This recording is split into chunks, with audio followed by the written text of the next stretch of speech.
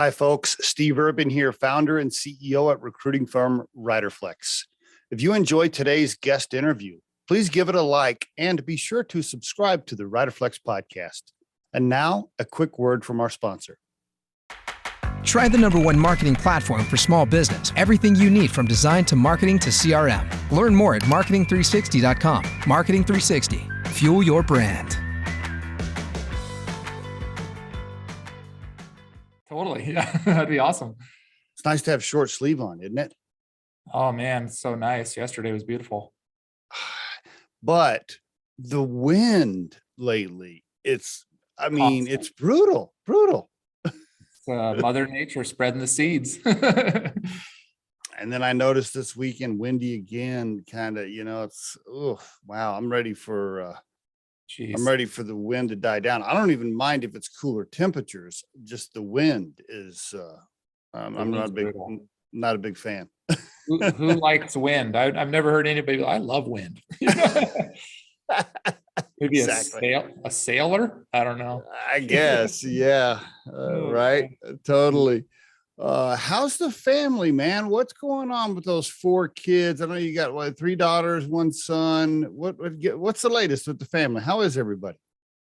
They're busy as always. Gunner, my son's running track right now. So those have been just horrible events. It's freezing and windy. It's like this is like suffering going to track meets, but yeah, he's liking it. It's his first season doing track, so it's new to him. What is he? 10, 11, 12? 6th grade. Yeah. 6th What is grade. that? 12. 12. He's 12. Yeah. Any puberty, any hair under his arms, any signs of any? I think he's just barely starting to get to that point. So not really yet. This next year will be the year, I think. He still hugs you and says, "I love you, Dad," and all that's still there.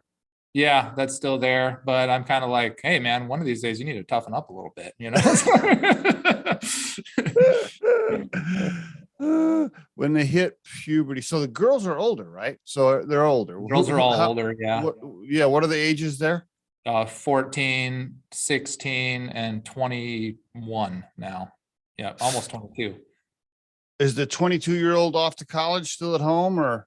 She's working. No, she went to high school and then straight into work. She hasn't done college. So we've been trying to, convince her to do that, but she's the difficult one out of all the kids. We always have one tough one and that's her.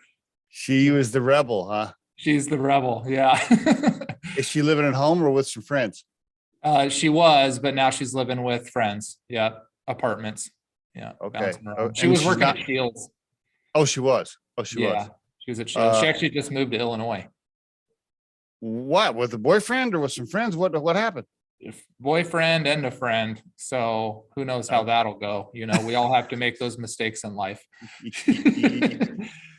Isn't it? Oh my God, you're living that, right? I've been through it, and my partner Scott, he's going through some of it. We're always talking. It's like, man, why don't these kids just do the right thing? They're not listening to any of the advice I'm giving them. But if you got a free spirit, a little bit of a rebel at that age, I mean, they're gonna do whatever they want, right? They're gonna do it. Yeah. At least at some point wisdom will catch up with them. But right now, everything you say is that's stupid. That's stupid. Yeah, that's stupid. I could just hear you. I could just hear you and your wife right now going, okay, so she's not going to go to school. She's living with some people. She's moving to Illinois. Why would you want to do it? My let's see, which we have 4 kids as well. They're all grown. So ours are like 24 to 32.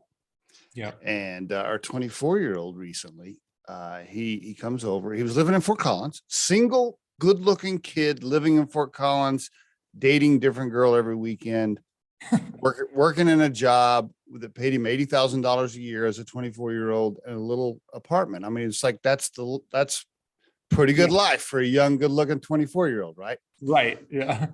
He comes, he says, well, I'm going to move to Oklahoma because his brother lives there. One of our other kids lives there. I'll move to Oklahoma and I'm going to move in with my brother and I'm going to help him for a while. I'm like, well, okay, have you been to Oklahoma? I mean, he has been to Oklahoma, but I'm like, what are you talking about? You don't want to do that. You're living in Fort Collins. You're a single kid living in Fort Collins. Yeah. Why would you do that? I don't understand. Anyway. Yeah. Oklahoma's different. Yeah. They're going to do what they want to do, right? They're just going to do what they want to do.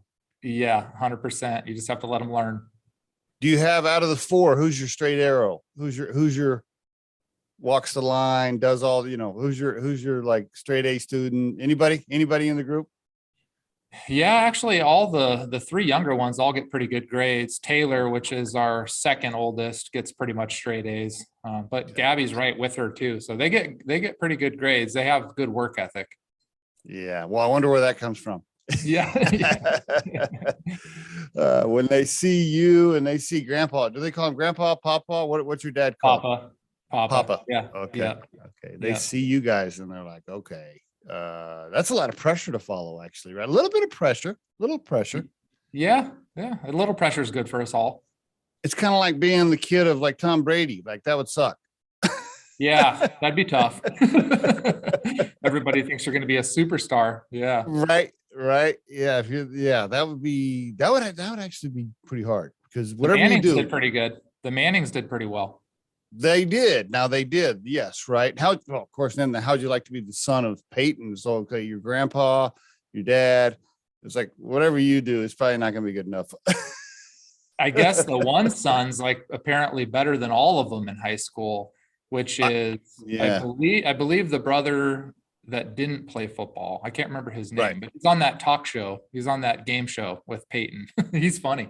Right. Yeah. I've read that as well. So the kids are good though. Everybody's healthy. Wife's good. Everybody's okay. Yep. Couldn't ask for anything better. So Lord willing, it continues. Yeah. How's your dad doing? He's doing good. Yeah. He's working every day. He's actually out this week. He's taking a vacation. He doesn't take vacations very often, so that's good for him. He still active in the business, still coming into the office every day? Oh yeah. He comes in every day. Yep. He would drive my mom insane if he stayed at home all day. Yeah, no, he loves it. He loves sales. He's always looking at the sales numbers, financials, all that. So does he still like close deals? He still takes guys out and closes the deal, get contracts signed, or no? Oh, here and there, but for the most part, he's hammering on the sales team. Hey, why aren't you guys closing deals? What's happening here? Now, is he the tough one and you're the soft one in the office? Like, does he go around and hammer people and then you kind of come back around and make sure everybody's okay and help heal their wounds, or how does that work? It depends on the day. I think it could go either way. So he's more direct, I would say, for sure. But if you go to him on a one-on-one, he's pretty soft on the one-on-one. But he'll be direct and tell you what he thinks. You don't have to guess what he's thinking, so that's nice. I worked for a little while. The reason I got to Colorado is I was working for a horticulture outfit that grew bedding plants for Lowe's and Walmart and stuff like that. A big place out in Fort Lupton. It was owned by a Dutch family, like third generation Dutch family. And the old man was still walking around the greenhouse, and he didn't know what human resources meant. Like, there was no HR. He would just walk. I mean, we would be walking through the greenhouse and he would just fire somebody on the spot. Like, he would just say, hey, get your shit and get out. I mean, there was no like write-ups or coaching or mentoring. No, there was none of that. He was super hardcore and direct, but they ran it. Hey, they ran it. They had like $100 million business. So, I mean, people respect that style, sometimes. Yeah. Sometimes. Yeah. What I was going to ask you, you've always been an in shape guy. Health is important to you. You played college football. So that's a big part of your life. I think it still is, right? Making sure that you're staying healthy. Yeah, absolutely. What advice do you have for folks? Because are you 41, 42? Where are you at now? 42. How's that feel, 42. By the way? The 40s. Is that How you feel? Well, we started playing on a Monday basketball league here at Madwire, just pick up after work. And Okay. I need all of the 7 days to recover for the next Monday. I can tell you that. So I can still move around decently and hang in there with those guys, but my recovery time, is much slower now. That's one thing I've noticed. Yes. Yes. Have you also noticed that when your brain tells your leg to move, Oh, it yeah. does, it's not as quick. There's a delay on that. Yeah, There's a delay. absolutely. Especially the first week. I'm starting to get in more condition now. I'm getting used to it. But yeah, initially it was very slow reaction time. What advice do you have for 40 and 50-year-olds that need to work out a little bit in the mornings? Because I think, are you a morning workout guy or afternoon? I can't remember. I'm lunchtime. You're a Yeah. lunchtime guy? Okay. Lunch break workout. Yep. What advice do you have for guys in their 40s and they're stuck, the gut's getting out there, they're not doing it anymore? What would you say? What's the key to keep doing it?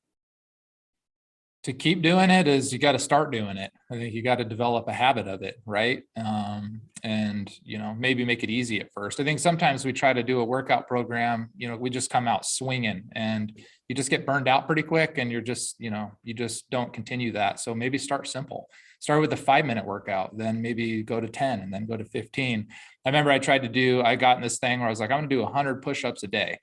And I'm going to try to do 100 in a row, So the first day I got to like 35 and I was smoked, and I was like, wow, I got a long ways to go. And then I tried to do it the next day and I started to feel defeated because, I could only do 35 again. So then I was like, you know what I'm going to do? I'm just going to do 1 push-up. And then the next day I'm going to do 2. And then the next day I'm going to do 3. And then I was able to get up to 100, so Really? start easy, because nobody's going to get up and be like, I'm not doing 1 push-up. It's like, that's so fast and so easy. You can't even make an excuse not to do it. So I think if you start there, maybe you can ramp up. That's a good tip, by the way. Very good tip. Is your wife, is she an in shape person as well? Or do you have to push her along, or she's right there with you? What's the deal? She's right there with me. Yeah. She likes to work out and enjoys it. And, she consistently works out probably about 3 or 4 times a week. That's pretty cool. Now, my wife is 51 this year, and she's always been a small person. Like, she's always been 5'3" and somewhere between 100 pounds and 115 pounds, like pretty much the whole time we've been married. Yeah. But, and she's worked retail for many, many years, working the retail floor, walking around. Well, she recently joined us here at Recruiting from Riderflex as an employee, so to speak. Nice. And so she's working for us, and she quit the retail job. Cool. And I told her, and she used to wear one of those watches that would counter calories and her steps and everything at the store, right? And she was onboarding with us and training, and we were showing her what to do. And I said, now listen, I'm telling you right now, one of the very first things you're going to notice is the fact that you're not walking 15,000 steps a day, and you're sitting at a desk. I was like, you're going to notice it. And she was like, oh yeah, whatever. She was kind of like, yeah, sure. Well, 3 weeks has gone by, and she's like, oh shit, yeah, I gotta do something. So we go over to Shields this last weekend, and we buy an $800 exercise bike. And I'm thinking to myself, okay, we'll see. I don't know this, but she's been on it every morning, the last 4 mornings. She's Nice. been on it in there. So, but the point of all that conversation is, as you get older, it's harder. You got to keep moving. It's very important to stay active. I really believe that. And for everybody listening to the podcast, especially if you're in your 50s or 60s, when arthritis starts setting in and different injuries happen, it's easy not to want to move around and be active, but it's important to do something. Stay active, keep moving. Yeah. You don't use it, you lose it. Yes. And I can tell if I just miss a week or 2, I come back and I'm hurting, so you have to consistently do it. And you have to schedule it. You have to be disciplined, and don't think about it. Just go, just do it. Like Nike says, just do it. Just don't even think about it, because I have never, I think most people I talk to, nobody's super pumped about going to work out. But they're always glad that they did when they go. So, and for me, it cuts my day in half when I work out at lunch. It just makes my day feel so much faster. When I come back in the afternoon just feels like I'm just a breeze, and you might be feeling tired and then you work out and now you don't, now you're energized. So yeah, there's huge value there. I think it exercises your mind too. It gives you a second to rest your mind and work your body. You flip the script on it. Whereas if you're working your mind all day, just like we can physically overwork out, you can overwork out your brain too. And so going to work out actually rests your brain while you work your body. So it's a good balance. That's good stuff, JB. Yep. Totally agree. You're a very, faith is important to you, right? Faith and religion is important to you. I hope you don't mind me sharing that. I think you talk about that pretty openly. Do you, what's your denomination or whatever? Are you like Assembly of God, Baptist, Catholic? What's your, or are you just general, what is it? I'm Catholic. Yeah. You're Catholic. Okay. You grew up Catholic. Your dad was Catholic. So like third, fourth, fifth generation Catholic family type deal. Yeah. I don't even know how far back it goes. A long ways, probably back to Jesus.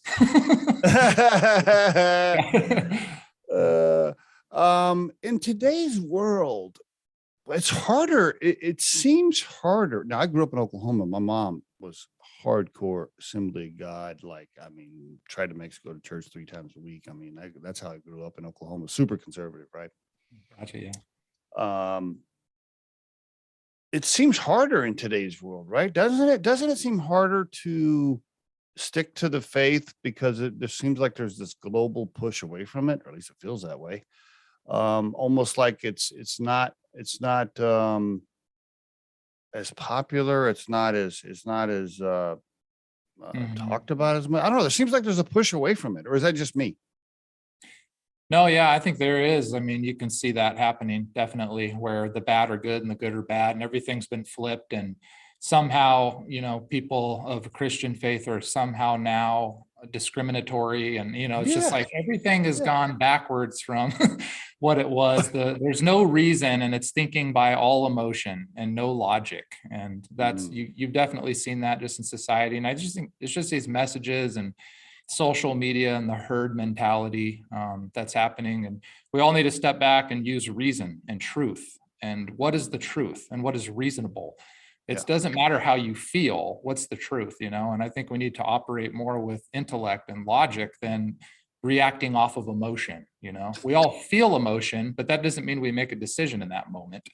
Like you feel it, but you step back and you think logically, what is the right means to the right end? What's the good means to the good end, And I think we've moved away from that a little bit overall. Oh, I totally agree. The social media piece, you bring up a great topic right there. I wanted to ask you about a little bit because you're a marketing expert, right? So let's chat about this. The one-sided narrative on social media, at least it feels that way to me. I'm not an expert, but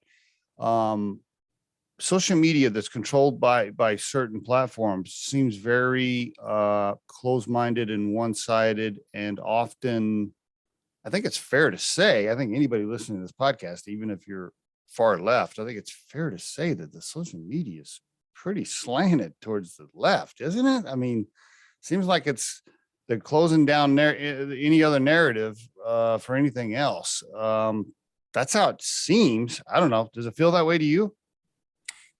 Yeah, definitely. And I think there is a little bit more balance coming in. It seems like more people are starting to speak up. I think generally speaking, a lot of times people try to stay out of the drama, but it gets to a point where it's like, okay, I feel like I do need to actually balance the scales here. And so I think there is some of that coming back, but drama sells. And unfortunately, people are attracted to negativity. Like if we see 100 good reviews on a page, what do we go look at? We go read the one bad one, and it's just the way that unfortunately, it's the nature of us. And so that attracts, more followers, more engagement, more comments, more shares. And the whole goal of social media companies to get more people using their social media platform. So they're pushing the storyline, right? The drama and those pieces, and even their algorithms automatically push it to the top. So that makes it a little more challenging, but I think there is somewhat of a correction, it seems like, coming back. maybe if Elon Musk buys Twitter, it'll even, balance the scales even more. Who knows? Isn't it interesting with the Elon thing? By the way, we're recording this on April 21st, 2022. I respect the fact that and by the way, whether you're an Elon Musk fan or not, if you're listening to this show, you got to respect the fact that he's to me, he's saying, hey man, these platforms need to be more free speech and not so one-sided and this cancel culture bullshit and turning people off. Yeah, we can't do that. And he's like, okay, I'm just going to buy Twitter and fix that. Yeah. Yeah, I know. I love it. Yeah, I do too. I'm like, yes, I totally agree. I think guys like him, and that kind of goes to your point where you're saying it feels like maybe there's starting to be a little bit of a swing now to not be so one-sided. And I think Elon is smart enough. I mean, he's one of the smartest guys on the planet. I think he's smart enough to see like that's not healthy. Like we really can't do that. We do need to have open free speech platforms, and because I think it's super dangerous. I think it's very dangerous to have platforms with that much power that are one-sided or can control narratives and don't let certain sides speak out. Now I realize they're private companies and all. I've heard all the arguments around it, and I get it. But I mean, that's scary. That's scary when you can control that much information and you can control the narrative. And I think Elon is basically saying in a certain way, hey, this is not healthy. Like we can't do this. At least that's how I read the situation. I don't know. What are your thoughts? Yeah, no, I agree 100%. I mean, our country was founded on freedom of speech, and we can all believe what we want to believe, and we respect that. Doesn't mean we agree with it, but we all respect the different viewpoints, and that's what our country was built on. And so that should carry through everything, including social media. There should be no censorship of, things that are being said, unless it's complete slander and craziness, there should be freedom of speech there. And I think that's what we're trying to get back to, hopefully. So hopefully not just on social media, but just in general, hopefully we get back to that point. Right. Just in general. Yeah. By the way, and I want to ask you about CEOs speaking out on social media. Don't let me forget to come back to that. But here's one thing that I was trying to explain to my 24-year-old. I was telling him, I said, look, do you understand that back in the 60s and 70s, it was the left liberal hippies that were saying, hey, free speech, and we have the power to believe whatever, and don't try to shut us down, and everybody has the right to think however they want to. It was that side that was on that mission. And somehow we have totally flipped that on its head. And the left is now the one shutting down thoughts and free speech. And I find that fascinating. I was telling my kid, I'm like, I don't know how that happened. I don't know how we got there, but I'm telling you, it's complete opposite of what it used to be. Yeah. Now you got to live in this side of this box, it's just like, you can't do those things, say those things. That's not allowed. It has to be here. That's what it feels like. So that's crazy. That's not the country I grew up in. Right. Yeah. It's wild. So, we just have to keep pushing the ball forward as a culture and as a community. And, it will all correct itself hopefully if we all work towards that. So, yeah. Hopefully, because I do believe the control of information through the internet is one of the most important things we're going to have to decide as human beings, like that, because that has so many ramifications and power, like being able to control that information flow is critical. That's going to be one of the most important things we need to figure out. What are your thoughts on CEOs that, like you deal with small business owners, right? That's what you guys do. You help small business owners with their marketing. I can only imagine when you've spent time with a small business that is a client of yours, you're trying to get them, more followers, more likes, more business, more revenue. You guys are helping them along. And then the CEO goes on LinkedIn and like says something crazy, like pisses a bunch of people off. Are you like, bro, listen, I advise you don't do that. Yeah. Right. What are your thoughts on CEOs? What are your thoughts on CEOs speaking out and going crazy on certain topics on social media? What are your thoughts there? Yeah, I think that, as far as when you're speaking about your brand or on behalf of your brand, you should just speak to what your expertise is. If Riderflex focuses on hiring and helping with recruiting, then that's what you should be talking about. Everything under the sun about that topic, right? And we should be talking about business tools and marketing. I get businesses supporting good causes and helping the people of Ukraine and those sorts of things and helping raise funds and that kind of a deal. But when they are buying your product or service or looking at the things that you do, they're already getting those narratives in other ways. They don't need your sales pitch on, what we should be doing to teach, kids certain things in education or what's happening overseas. They want to know, how does your marketing software work? How does your recruiting process work? That's all you should be talking about. Now, if you have a personal account separate from your brand, then that whatever you want to talk about there, that's your personal account. But as far as your business and your branding, your email marketing and the social posts that your business is putting out there, just stick to your wheelhouse. Just stop talking. What I hate is whenever something new happens now, I get like 20 emails from different brands about their position on something. It's like, I don't care what your position is on it. I don't need 20 emails from all these different brands about your position on something. Just email me about what you do. That's why I'm engaged with you in the first place, But great comments. Speaking of, I think it's called virtue signaling, right? Is that the topic when people are like grab a hold of something and then they stick it on their brand messaging to make it look like they support it? Yep. That drives me nuts. Like it really gets on my nerves. I don't mind saying this. And by the way, let's just use the Ukraine thing, for example. First of all, 90% of people posting anything about Ukraine have no freaking clue what they're talking about and probably can't even point it out on the map. Right. No, I know. Yeah. And so I want to quickly say to the audience, like, hey, I'm in support of, all the doing the right thing and countries that are, invaded. I'm in support of all that. But do me a favor, audience.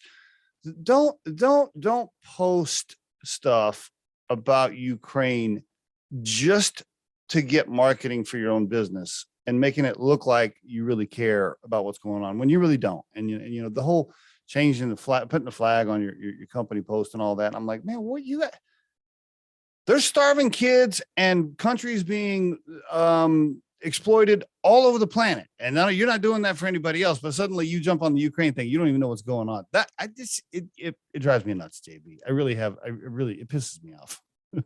Yeah. Just stick to your wheelhouse. Like I said, stick to your wheelhouse, man. Stick to your wheelhouse. And like you said, I don't give a shit what your stance is on stuff. Like, just service me. If I'm paying you to do something, just service me. Right. I don't care about any of the rest of that stuff.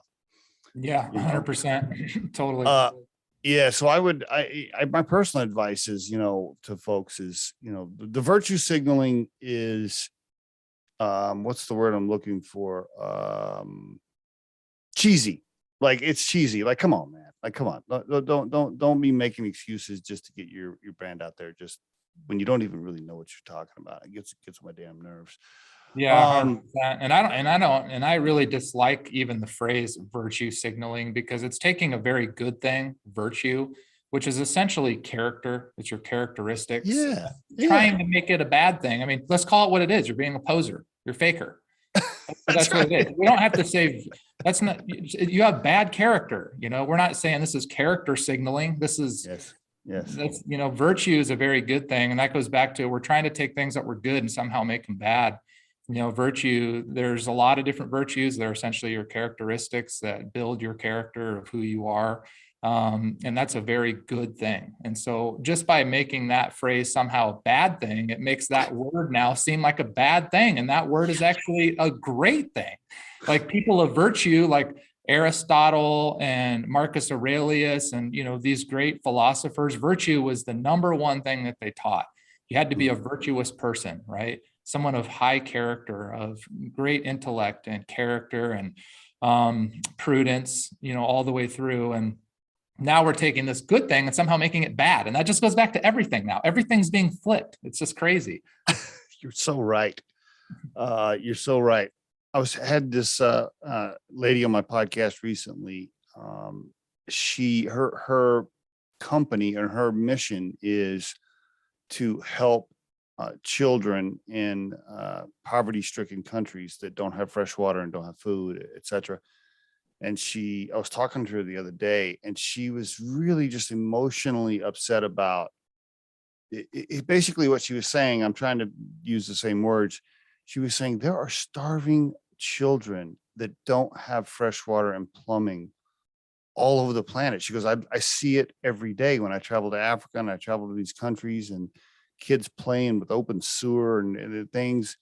And nobody cares. Nobody says anything about that. Nobody's posting anything about that. And then suddenly the whole country puts the Ukraine flag on their LinkedIn profile. She was very upset about it. She's like, how does that happen? And why can't we get our priorities in line? Anyway, the social media piece is a fascinating animal. But let's roll that now. Let's kind of push that towards what you guys do, because I know that's not all you do. And by the way, let me just tell the listeners right now, Madwire is the official sponsor for Riderflex on all of our guest podcasts, and JB and his team over at Marketing 360 and Website 360 and Top Rated Local. They have done wonderful things for us here at Riderflex, constantly supporting us.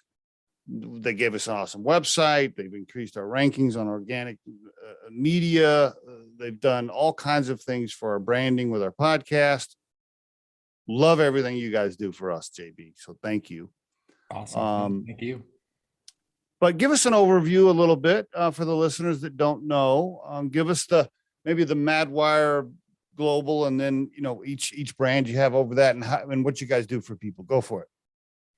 Yeah, well, Madwire's mission is to help small businesses grow and their local communities glow. And that's what we talk about all the time. And the way that we do that is through providing a marketing platform called Marketing 360 to small businesses, where they can log in and they have everything they need in one login, from a website to a CRM to manage leads and customers, to collect payment, to manage their social media or their email or their ad campaigns, et cetera, all from one platform.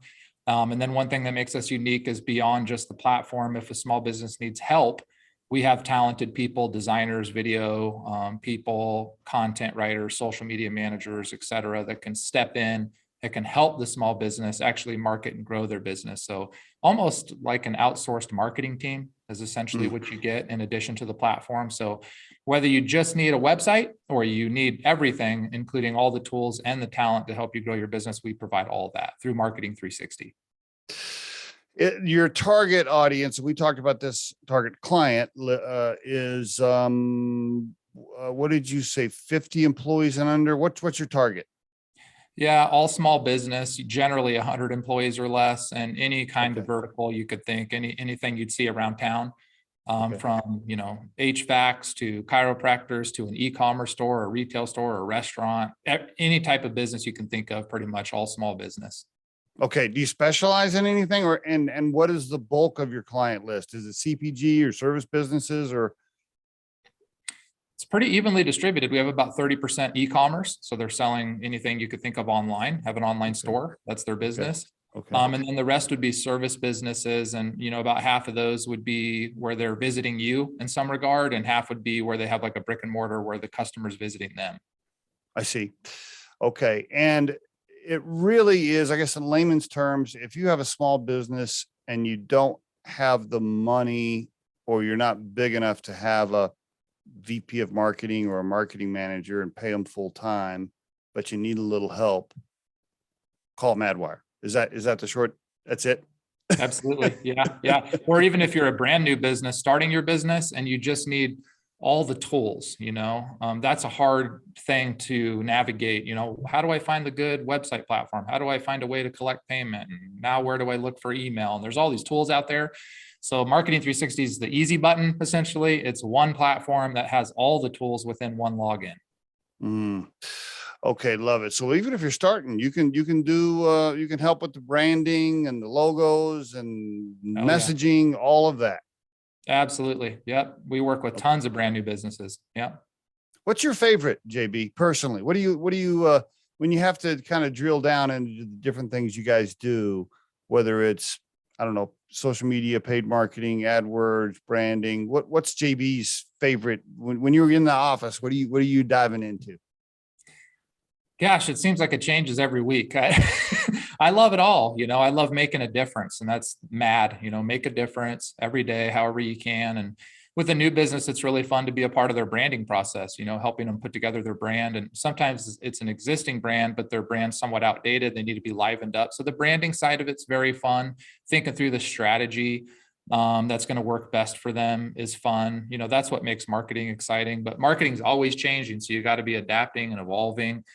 And our tools are cool too. When you see a business that's using the tools like the CRM and it's making them more efficient, they can run their business, smoother.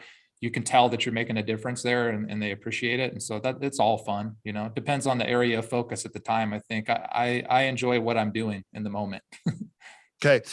I've had lots of guys on the podcast that own marketing agencies or a marketing firm or whatever verbiage you want to use. Obviously Riderflex's favorite is Madwire because that's who we use for everything.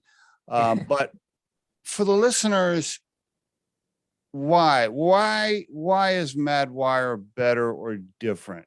Because there's so many, shit, you could just type in marketing agencies in Colorado. You could probably pull up 1 million of them, right? Why Madwire? What makes you guys special?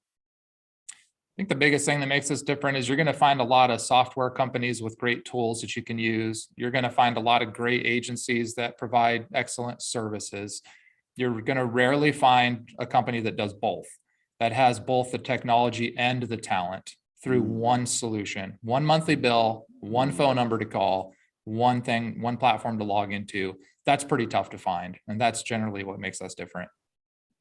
We'll tell the listeners, this is not just smoke and mirrors. Madwire, the team, JB and his team, they always have fast response. And that is so important for me, for my style, for my company. Man, if I email or call you guys, somebody's getting back to me right away, or you're getting back to me personally, which I'm always very impressed with. And, it really means a lot to me. The fact that JB Kellogg is emailing me directly. By the way, I'm not telling all the listeners that JB is going to email everybody directly, but the fact that you guys get back to us, or Brandon or anybody else on your team, they just answer questions. They pick up the phone. They're super responsive, just super responsive. And that is very important to me and our culture, because Riderflex, we consider ourselves a quote fast response culture. And I think that's very important. It's funny because we talk about, what's more important, speed or quality? And what we always say is speed is quality. Because if you go to a restaurant and the steak is amazing, but you waited 5 hours to get it, quality's bad in your mind.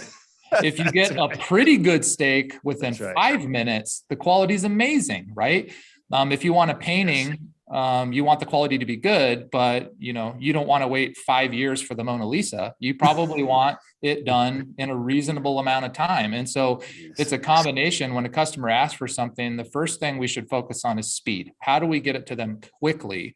And then of course, at an expected quality level. But what we don't want to do is get caught trying to, have the most perfect piece of quality content or whatever it is and take forever to get it to them, because quality degrades every minute after that email arrives. You got to get back to them quickly, and it's just like a new lead. We always tell our salespeople, leads age like mayonnaise in the sun. As soon as you get a lead, the time kills all deals. The quicker you can call them, the better. You really need to call them within 5 minutes. Within 5 minutes of that, getting that lead, you need to call them, if not faster, because if you don't do that, you've missed your opportunity a lot of times. So it's always about speed. I couldn't agree more. By the way, as you know, you guys have been helping us with our inbound traffic and doing a great job. We got an inbound email from Larimer County. Yeah, right. Yeah, it was a lady that works at Larimer County. She's like, "Hey, we're going to be hiring an executive over here at the county. We'd like to talk to you guys about it." When Beautiful. I saw, so when that lead comes into our website, right, and me and several other people see it, I know who, several of us get it. Me, Scott, and several of the other people. I see that email, and JB, it's like I'm looking at that, and I'm like, okay, I'm going to give this about 6 minutes for somebody to respond before I call somebody. That's good. Yeah, I'm like, I'm just watching that email thinking somebody better grab this, because if they don't, I'm gonna, yes, it's very important. Also interesting, getting our RV ready for spring, because Kim and I are big campers, and Cool. there was a water leak underneath. Yeah, as usual, every time you open stuff up in the spring, there's usually something wrong. Anyway, had a little water valve problem, and so I could have fixed it on my own, but I didn't want to. I didn't have time. So go online, and the guy I used to use moved away, so I had to find somebody new. So I call 2 different places.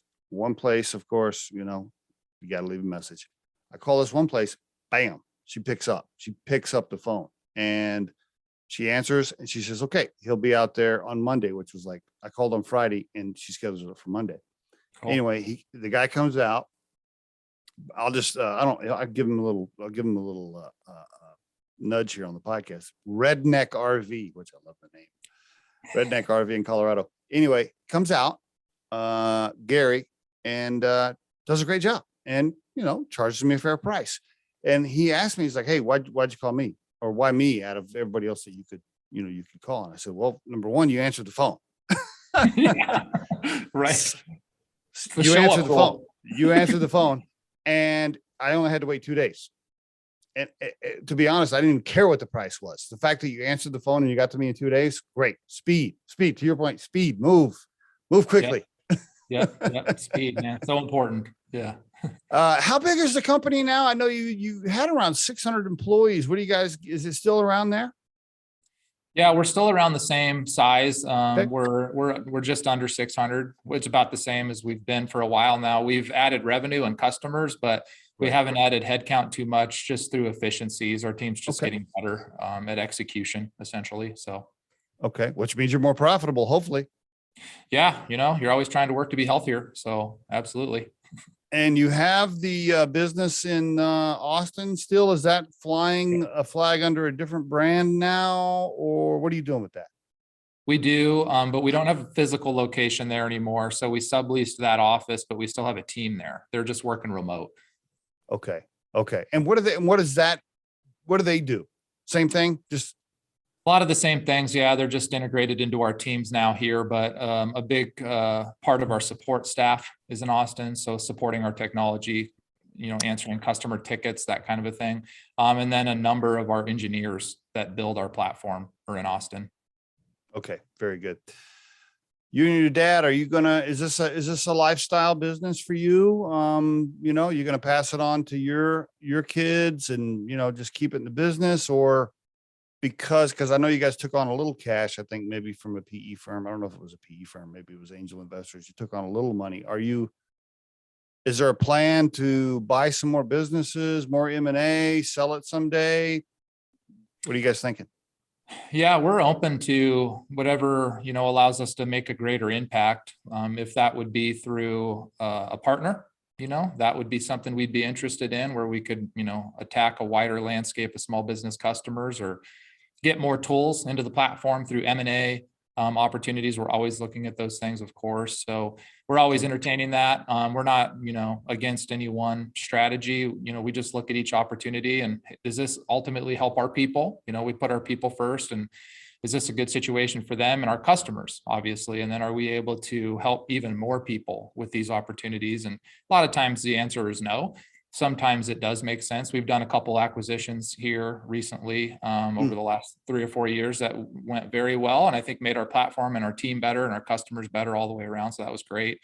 But yeah, we had some very small investors in the early years, haven't had any since, but we're open to it always. We have those conversations, and if there's an investor or a strategic company that, can put more gunpowder in there for us, and we can attack, the market acquire more customers, acquire more technology, even grow quicker, then we're always open to those ideas. Absolutely.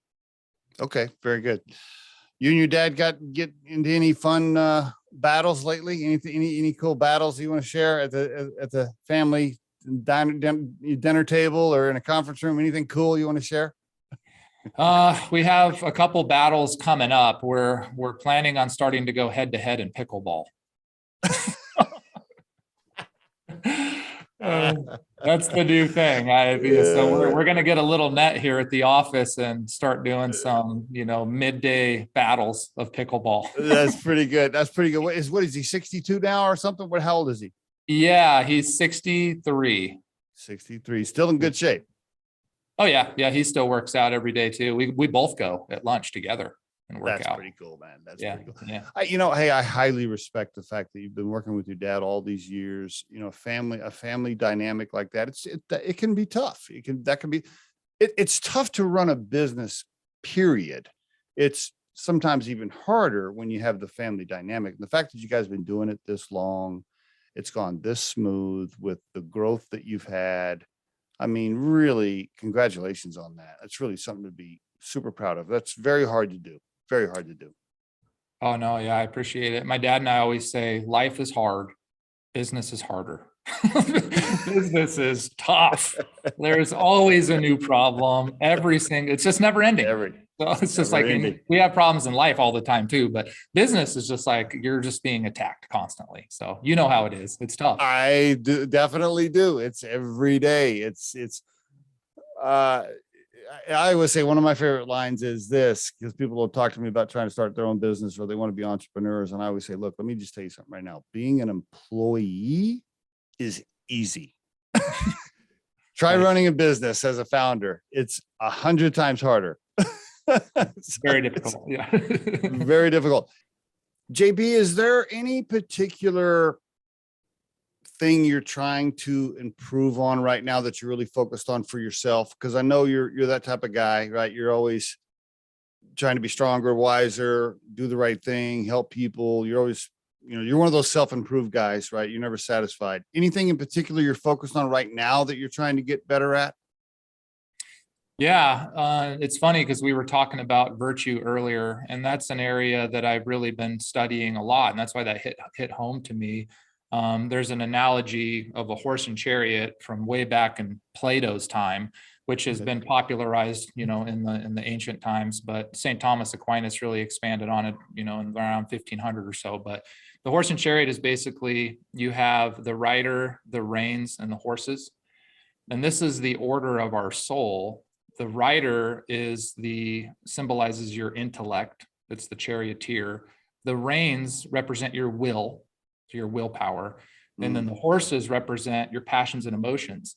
And one horse represents passion and emotions in the face of difficulties and trials. And the other horse is when you face desires and temptations.